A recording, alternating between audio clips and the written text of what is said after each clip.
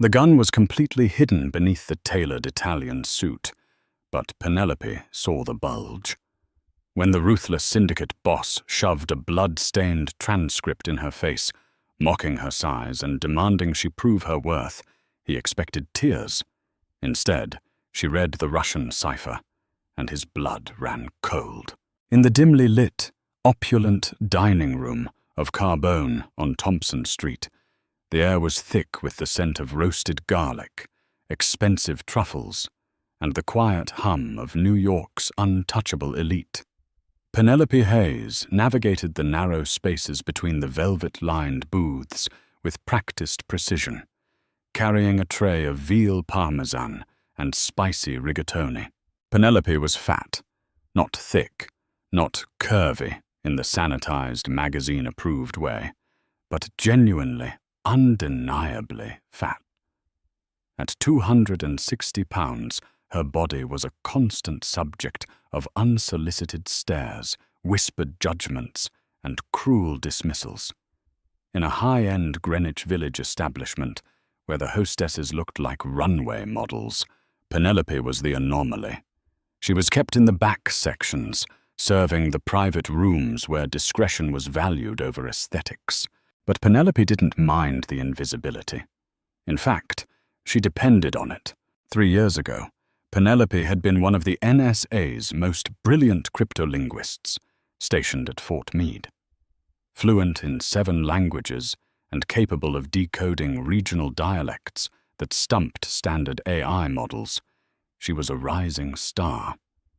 That was until she stumbled upon a domestic surveillance operation that violated every constitutional law in the book. When she tried to blow the whistle, her career was violently dismantled. She was blacklisted, financially ruined, and plunged into a deep depression. The stress and a triggered thyroid condition saw her gain 100 pounds in a single year. Now, hiding in plain sight under a tailored, oversized apron, she simply wanted to survive. Tonight, however, survival was about to become complicated. At 9:30 p.m., the heavy mahogany doors of the private dining room swung open. The maitre d' scrambled to clear the path as Gabriel Falcone walked in. Gabriel was the head of the Falcone syndicate, a man whose legitimate real estate empire was built on a foundation of extortion, blood, and iron-fisted control. He was 32, striking in a sharp, predatory way, dressed in a charcoal Brioni suit that cost more than Penelope's yearly rent. He smelled of Tom Ford Tuscan leather and the crisp, cold air of a New York winter. Flanking him was his underboss, Dante, and a terrified, sweating man clutching a leather briefcase, whom Penelope later learned was named Simon. Penelope was assigned to their table. She poured their sparkling water in silence, keeping her eyes downcast. The tension at the table was suffocating. Gabriel ignored the menus, his dark, dangerous eyes fixed entirely on the sweating man across from him. "I don't pay you $300,000 a year to guess, Simon." Gabriel's voice was a low, lethal purr. It didn't carry across the room, but it vibrated with menace. "Mr. Falcone, I'm trying," Simon stammered, frantically sliding a series of printed audio transcripts across the white linen tablecloth. The wiretap from the Brighton Beach safe house. The audio quality is terrible. The Tarasov brothers are speaking in a mix of Chechen slang and old Soviet prison code.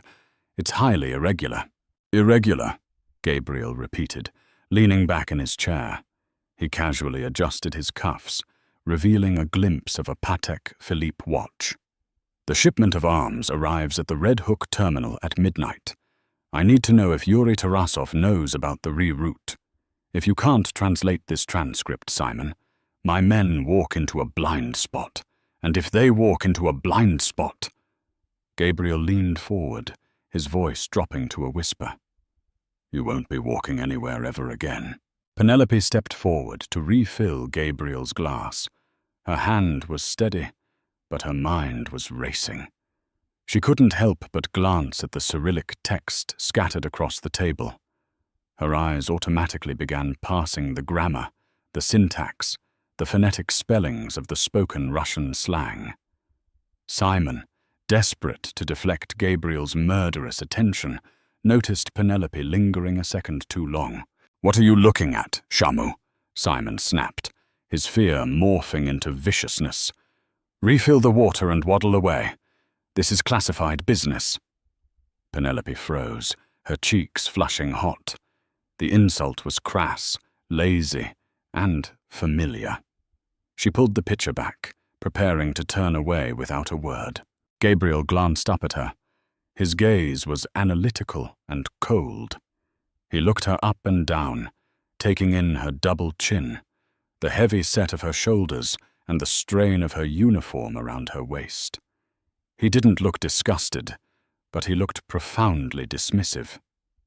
"Leave her alone, Simon," Gabriel said, though there was no kindness in his voice. "It's obvious her expertise lies in the dessert menu, not corporate intelligence. Don't take your incompetence out on the wait staff." A few of Gabriel's men snickered. Penelope felt the familiar sting of humiliation prick her eyes, but beneath the shame, a spark of pure, unadulterated rage ignited. She looked at Simon, who was pointing at a specific line on the transcript. "See here, Mr. Falcone. The phrase, Sinyaya Ptitsa. It translates directly to bluebird. I believe it's a code for the police. They are saying the police will be at the docks. We should abort." Penelope didn't mean to speak. The words just slipped out, fueled by years of repressed brilliance and a sudden, reckless defiance. "It doesn't mean police," Penelope said quietly. The entire table went dead silent. The clinking of silverware in the adjacent room seemed to fade into a vacuum. 4 hardened mafia enforcers, a terrified linguist, and the most dangerous man in New York City, all turned to stare at the fat waitress holding a water pitcher. Gabriel tilted his head, his dark eyes locking onto hers. "Excuse me." Penelope swallowed hard. Her heart was hammering against her ribs, but she couldn't stop now. She looked at Simon. "In standard Russian, yes, Sinyaya Ptitsa is a blue bird. But in the Vorkutus or Kutusiptaunt prison dialect, which the Tarasovs heavily favor, a bluebird is a term for a tamatustislik, an explosion. They aren't warning each other about the police. They are setting a trap." Simon's face went completely pale. You stupid cow, you have no idea what you're talking about. Mr. Falcone, she's a waitress. She's probably just repeating something she heard in a spy movie." Gabriel raised a single hand, silencing Simon instantly. He didn't take his eyes off Penelope. He looked at her not as a piece of furniture, but as an anomaly. And how would a waitress at Carbone know the intricacies of Soviet prison slang? Gabriel asked, his voice soft, dangerous, and laced with mockery. "Did you eat a dictionary along with the rest of the pantry?" The men chuckled. Penelope felt a tear of frustration burn her eye, but she blinked it away, her spine stiffening. "Because I know that dialect," Penelope said, her voice steadying.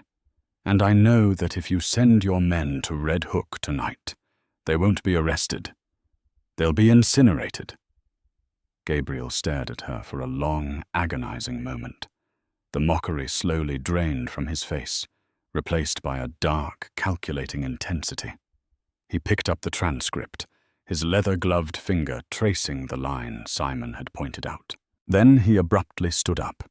He was 6'3", towering over Penelope. He snatched the entire stack of intercepted transcripts from Simon's trembling hands and slammed them onto the table right in front of Penelope.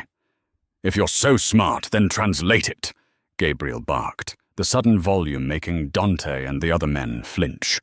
"All of it, right now. Prove to me that you aren't just a delusional waitress begging for attention." Simon sputtered. "Boss, you can't be serious. You're going to trust her. Shut your mouth, Simon. before I have Dante staple it shut," Gabriel said, without looking away from Penelope. He tapped the paper. "Read it." Penelope set the water pitcher down on the table. Her hands were shaking slightly, but as her eyes hit the page, the trembling stopped. The ciphers, the slang, the broken grammar. It was a puzzle, and her brain was a master code breaker. She leaned over the table, her eyes scanning the Cyrillic text rapidly. The room was so quiet she could hear the ticking of Gabriel's watch. "This isn't just about a shipment," Penelope murmured, her brow furrowing. She pulled a pen from her apron and began crossing out Simon's English notes, scribbling her own translations in the margins. Simon completely missed the contextual markers. He translated Mörtvets as dead man, assuming they meant a target. But paired with the prefix za, it means behind the dead man. "Behind the dead man?" Dante echoed, confused. Penelope looked up, her blue eyes meeting Gabriel's dark ones. "Where is your father buried, Mr. Falcone?" Gabriel's entire body went rigid.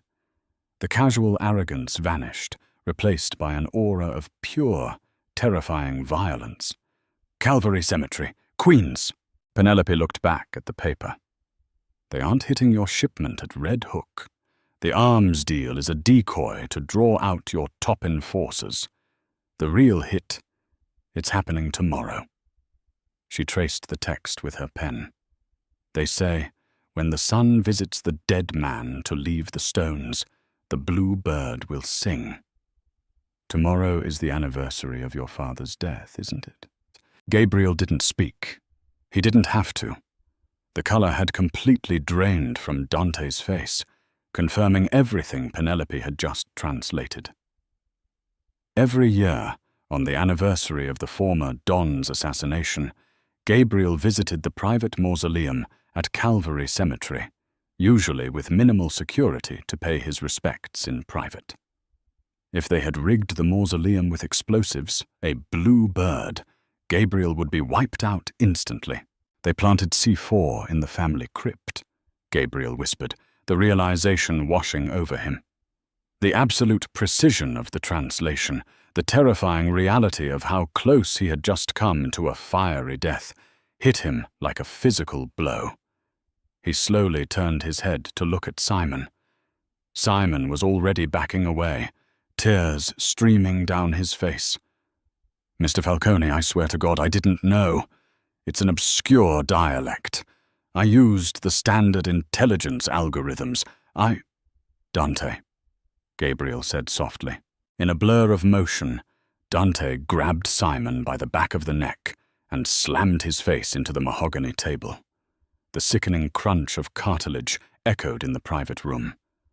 Dante dragged the sobbing, bleeding linguist out the back service door without a single word. Penelope gasped, taking a step back, her hands flying to her mouth. The reality of who she was dealing with suddenly crashed down on her. This wasn't a puzzle. This was life and death. Gabriel turned back to her. The mockery was entirely gone. For the first time in 3 years, a man was looking at Penelope Hayes and not seeing a fat girl. He was seeing a savior. He was seeing a weapon. "Who are you?" Gabriel asked, his voice rough. "Penelope," she whispered, her heart hammering wildly. I'm just a waitress." "Bullshit," Gabriel said, stepping closer to her. He loomed over her, but instead of the intimidation he usually projected, there was a strange magnetic curiosity. A waitress doesn't pass Vorkuta prison code on the fly. A waitress doesn't correct a former CIA contractor's translation. Where did you learn that? I can't say." Gabriel reached out. Penelope flinched, expecting him to grab her, but instead, his large, warm hand gently wrapped around her wrist. His thumb brushed against her erratic pulse.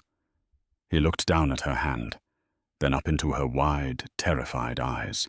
"You just saved my life, Penelope," Gabriel said, his voice dropping an octave, becoming dangerously intimate. "You saved my life, and you made my $300,000 linguist look like a child. You think I'm going to let you go back to serving pasta?" "I need this job," Penelope stammered, trying to pull her wrist back, but his grip was firm. "Please, just leave me a good tip and let me go." Gabriel actually laughed, a dark, genuine sound that sent a shiver down Penelope's spine. "I'll buy this whole damn restaurant if I have to," Gabriel said. He let go of her wrist and gestured to the door. "Grab your coat. You're coming with us." "What? No!" Penelope took another step back, hitting the edge of the serving station. "I'm not going anywhere with the Mafia. I'm calling the police." Gabriel stepped into her personal space. The scent of leather and danger enveloped her. He looked down at her, his eyes tracing the soft curve of her cheek, the fullness of her lips, and the sheer defiance burning in her eyes. The physical proximity was overwhelming. "Penelope," he said quietly. "In 10 minutes, the Tarasovs are going to realize their trap has been compromised. When they look into who flagged the wiretap, they won't find Simon. My men are currently scrubbing his existence, but they have eyes in this restaurant. They know I was here. They will find out a waitress was at the table when the plans changed." Penelope felt the blood drain from her face. "If you stay here," Gabriel continued, his voice devoid of a threat, offering only a cold, hard fact. "You are dead by morning. You are coming with me because it is the only way you survive. And because," he paused, a predatory smirk playing on his lips, "I have 20 more encrypted files back at the estate, and I need a new translator." He didn't wait for her to argue. Gabriel turned and walked toward the exit, his dark coat billowing behind him. "Dante!" Gabriel called out over his shoulder. "Get Penelope's coat and clear out her locker. She doesn't work here anymore." Penelope stood frozen in the middle of the luxurious dining room, her oversized apron suddenly feeling like a straitjacket. She looked at the bloody smear on the mahogany table where Simon's face had been. She had spent 3 years trying to be invisible.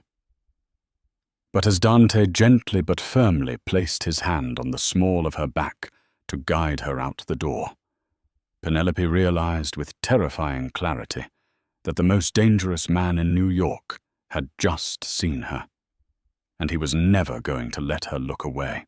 The journey from the heart of Greenwich Village to the sprawling, hidden Falcone estate in Oyster Bay, Long Island, was an absolute masterclass in suffocating, heavy silence. Penelope sat rigidly in the expansive back seat of the heavily armored Maybach, her fingers desperately clutching the lapels of her cheap, worn-out winter coat. It felt like a flimsy shield against the dangerous reality she had just been shoved into.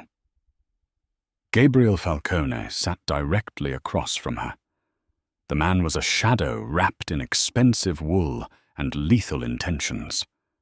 His dark, calculating eyes remained locked on the glowing screen of his encrypted smartphone, the faint bluish light casting harsh, angular shadows across his incredibly sharp jawline. He was a predator at rest. When the Maybach finally glided past massive, wrought-iron security gates and pulled into the sprawling compound, Penelope's breath caught in her throat. It was a fortress deliberately masquerading as a modern Gatsby mansion. Floodlights illuminated high stone walls, and armed guards patrolling with menacing German shepherds walked the perimeter. Inside the mansion, Gabriel didn't bother offering her a comfortable guest room to decompress. There was no time. He led her past sweeping marble staircases and crystal chandeliers, straight down into the subterranean nerve center of the Falcone syndicate. The bunker was a stark contrast to the opulence above, lined with humming servers, state-of-the-art monitors, and tactical maps. Gabriel casually tossed a massive, heavily encrypted external hard drive onto a steel desk. "The Tarasovs are moving aggressively," Gabriel stated, shedding his tailored charcoal suit jacket to reveal a black holster strapped tightly across his broad chest. "Simon was supposed to crack the cipher on this drive yesterday morning. My entire intelligence network is paralyzed until I know what is inside. I need it done tonight, Penelope." Penelope stared at the blinking cursor on the main terminal. Her old, deeply buried life at the NSA whispered in her ear. The fear that had paralyzed her at the restaurant was slowly being replaced by the familiar, thrilling rush of solving an impossible puzzle. She sat down in the leather chair, pulling her thick frame forward, and cracked her knuckles. "I'm going to need a black coffee, no sugar, and a quiet room," Penelope said, her voice surprisingly steady. Gabriel's dark eyebrow twitched upward, clearly unaccustomed to being given orders in his own bunker, but a ghost of a smirk played on his lips. He gave a curt nod to one of the armed guards standing by the door. For 6 straight hours, Penelope lived entirely inside the code. The Russian cyber mercenaries had utilized a complex, polymorphic encryption key designed to scramble data every 10 seconds, but Penelope quickly recognized the foundational signature. It was an outdated, heavily modified FSB framework she had studied extensively during her time at Fort Meade. By 4:15 a.m., her fingers flying across the mechanical keyboard in a frantic rhythm, she shattered the final firewall. Hundreds of classified files instantly flooded the dual monitors. Bank transfers routed through shell companies in Cyprus, black market shipping manifests, and a highly guarded folder containing encrypted audio files. But one specific text document caught her eye immediately. It was a highly sensitive internal memo dispatched from Yuri Tarasov himself, detailing communications with their embedded source operating deep within the Falcone family structure. Gabriel entered the bunker just as Penelope let out a sharp gasp. He had changed into a tight black Henley shirt that stretched taut across his muscular chest and broad shoulders. He was carrying a silver tray of food, not a simple cup of coffee, but a massive, steaming plate of perfectly seared prime rib, creamy mashed potatoes, and roasted asparagus. "Eat," Gabriel commanded softly, setting the heavy tray down next to her keyboard. He immediately noticed the pale, stricken look on her face. His posture stiffened. "What did you find, Penelope?" "Gabriel," she whispered, completely forgetting the formalities and using his first name without a second thought. "The Tarasovs didn't just guess your private route to your father's mausoleum at Calvary Cemetery. They didn't rely on outside surveillance. They were explicitly told." She clicked on the first decrypted audio file. The room was suddenly filled with the sound of a recorded burner phone call. The voice speaking to Yuri Tarasov was artificially distorted to hide its pitch, but the unique cadence, the slight Sicilian lisp on the consonants, was utterly unmistakable to anyone who knew the Falcone family intimately. It was Matteo, Gabriel's most trusted senior consigliere, and his late father's oldest, most loyal friend. Gabriel stared blankly at the glowing monitors, the devastating betrayal etched deep, harsh lines into his handsome face. He didn't explode in a violent, chaotic rage as Penelope had feared. He didn't throw the monitors or scream. Instead, a terrifying, absolute, and deadly calm washed over him. He reached out and gently rested his large, calloused hand on Penelope's shoulder. His grip was remarkably firm, grounding her trembling body. "You have a profound gift, Penelope," Gabriel murmured softly, his thumb absent-mindedly brushing against the sensitive skin of her neck, sending a shiver down her spine. "A very beautiful, very dangerous gift." The next afternoon, Penelope woke up in a luxurious guest suite that was significantly larger than her entire cramped apartment in Queens. Resting neatly on the edge of the plush velvet ottoman at the foot of her bed were several large, exquisitely wrapped boxes. Gabriel hadn't just brought her into his violent world. He had sent a high-end personal shopper directly to Bergdorf Goodman. Inside the expensive boxes were luxurious cashmere sweaters, perfectly tailored slacks, and delicate silk blouses, all specifically chosen in her exact size. Size 22. These were not the oversized, shapeless tents she usually bought to hide her heavy body from the cruel world. These were exquisite, high-fashion garments designed explicitly to drape perfectly over her large breasts, cinch at her waist, and flatter her wide, heavy hips. When Penelope finally walked downstairs to the main parlor, wearing a deep emerald green silk blouse that hugged her curves and flowed elegantly over black tailored trousers, Gabriel paused mid-sentence in a tense conversation with Dante. His dark eyes instantly locked onto her. His gaze darkened considerably, slowly tracing her soft, thick silhouette with a blatant, consuming hunger that made Penelope's face burn with intense heat. He didn't look at her and see a fat, invisible waitress. He looked at her and saw an absolute queen. "Matteo is currently being dealt with," Gabriel said, his voice dropping an octave as he stepped purposefully toward her, leaving Dante behind. "But the Tarasovs will quickly realize their mole has suddenly gone completely silent. They are going to act fast, and they are going to act brutally."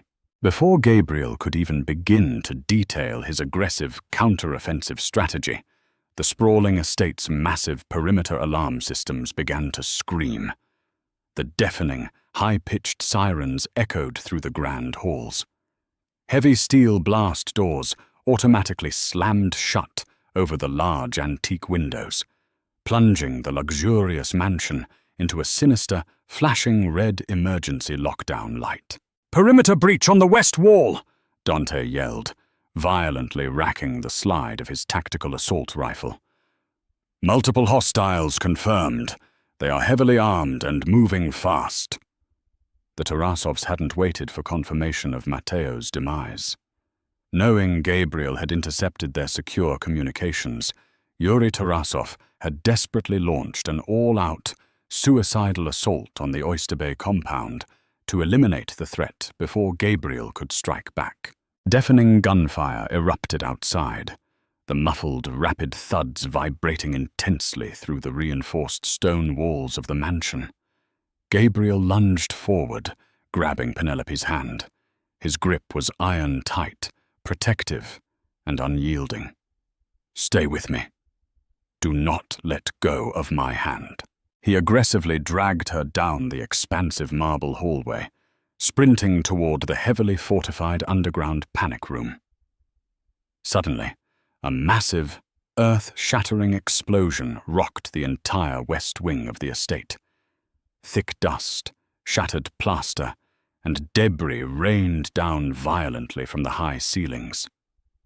The live security feeds on Dante's reinforced tablet flickered wildly and died in a sea of static.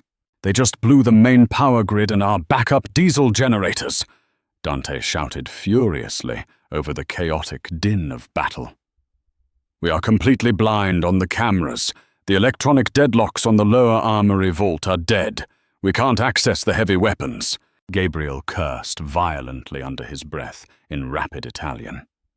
Without immediate access to the heavy military-grade weaponry locked in the armory, his loyal men were severely outgunned by the waves of ruthless Russian mercenaries swarming the manicured grounds. Penelope's heart hammered furiously against her ribs, but the overwhelming panic suddenly crystallized into absolute razor-sharp focus. Her photographic memory pulled up the intricate architectural blueprints she had meticulously skimmed on the hard drive while cracking the encryption the night before. "The central HVAC system," Penelope yelled desperately over the terrifying sounds of incoming gunfire. Gabriel snapped his head toward her, utterly stunned by her outburst. The estate's internal server network is running on an isolated, analog battery backup, right? The schematics clearly showed a manual, mechanical override for the entire ventilation system located down in the basement boiler room. Yes, it does. But what good is the air conditioning when we are actively being shot to pieces? Gabriel demanded, his body shielding hers from the hallway. The Tarasov mercenaries are heavily relying on thermobaric flashbang grenades to breach the rooms, Penelope explained rapidly, her brilliant mind working at 1,000,000 miles an hour. Thermobaric weapons require massive amounts of oxygen in the air to create their concussive shockwave. If we manually reverse the HVAC air pressure and flood the main mansion corridors with the heavy halon gas from the emergency fire suppression tanks, it will instantly choke out the oxygen, neutralize their explosives, and incapacitate the attackers. But I need to get down to that basement right now to trigger the mechanical relays. Gabriel didn't hesitate for a fraction of a second. He trusted her implicitly. He looked back at Dante. Hold the main stairwell with your life. Gabriel pushed Penelope securely behind his broad, muscular frame, his customized Glock raised and steady. They moved swiftly through the darkened, dust-filled service corridors. 2 heavily armored Russian mercenaries suddenly rounded the corner, rifles raised. Gabriel fired twice in rapid succession, precise, lethal shots to the head. He stepped cleanly over their falling bodies without breaking his aggressive stride. They finally breached the sweltering basement boiler room. Penelope threw her heavy frame at the massive, archaic metal control panel, bolted to the wall. It was a chaotic labyrinth of analog pressure valves and digital network relays. She forcefully ripped open the heavy steel panel box, her fingers flying desperately over the dusty keypad, inputting the complex override administration codes she had perfectly memorized from the encrypted files. Come on, endure, she muttered frantically, thick beads of sweat rolling down her forehead. The terrifying sound of heavy combat boots clanking down the metal stairs behind them echoed in the enclosed space. Hurry, Penelope, Gabriel said calmly, an anchor in the storm. He took tactical cover behind a thick steel support pillar, methodically returning precise fire as a heavily armed squad of Russians attempted to aggressively breach the boiler room door. Penelope hauled the heavy red manual release lever down with all her physical strength. A massive, echoing mechanical groan ripped through the foundation of the house, immediately followed by the violent, high-pressure hiss of halon gas rapidly flooding the massive ventilation shafts on the upper floors. Through the metal vents, they could distinctly hear the aggressive, victorious shouts of the Russian mercenaries violently turning into chaotic wet coughing. Their deadly thermobaric flashbangs merely sparked and failed to ignite in the completely oxygen-deprived air. Dante and Gabriel's men, already equipped with emergency oxygen masks pulled from the lower safe rooms, systematically swept the upper floors, subduing the gasping, choking attackers with brutal, merciless efficiency. A heavy, eerie silence slowly reclaimed the destroyed estate. Gabriel slowly lowered his smoking weapon. He turned around to look at Penelope. She was leaning heavily against the metal control panel, panting for air. Her gorgeous emerald silk blouse was completely covered in grey dust, and her dark hair was wildly escaping its tight bun. She looked exhausted, absolutely terrified, and unequivocally magnificent. He closed the distance between them in 3 long, deliberate strides. He didn't say a single word. Gabriel aggressively pinned her back against the cold metal console, his large hands tangling deeply in her messy hair, and crashed his mouth down onto hers with a desperate, consuming fire. Penelope gasped loudly against his lips, and then completely surrendering to the adrenaline, she was kissing him back. She yielded entirely to the raw, possessive heat of the dangerous mafia boss. His large, strong hands roamed freely over her thick, soft curves, aggressively gripping her heavy hips with a fierce, worshipful intensity that instantly banished every cruel insecurity she had ever harbored about her body. When he finally, reluctantly pulled away to catch his breath, his muscular chest was heaving heavily, his forehead resting gently against hers in the dim light of the boiler room. "You are never, ever leaving my side," Gabriel breathed heavily, his dark, mesmerizing eyes blazing with an intense, fiery obsession that both terrified and deeply thrilled her soul. "You are my brilliant translator, my genius tactician, and my gorgeous queen. Anyone who ever dares to make you feel small or invisible again will violently cease to exist on this earth. Do you understand me, Penelope?" Penelope looked up at the dangerous, blood-stained, ruthless man who had finally, truly seen her incredible worth and her absolute beauty. She slowly wrapped her arms tightly around his strong neck, pulling him eagerly back down to her lips. "I understand," she whispered. Wow, what a thrilling and intensely romantic mafia drama. Penelope's brilliant mind and beautiful curves finally got the respect they truly deserve. Did you enjoy this explosive story of loyalty, decoding secrets, and passionate, undeniable love? If you loved Gabriel and Penelope's wild journey, please hit that like button right now. Share this exciting video with your friends, and make sure to subscribe to our channel for more amazing and dramatic stories today, and never miss a single upload. Thanks.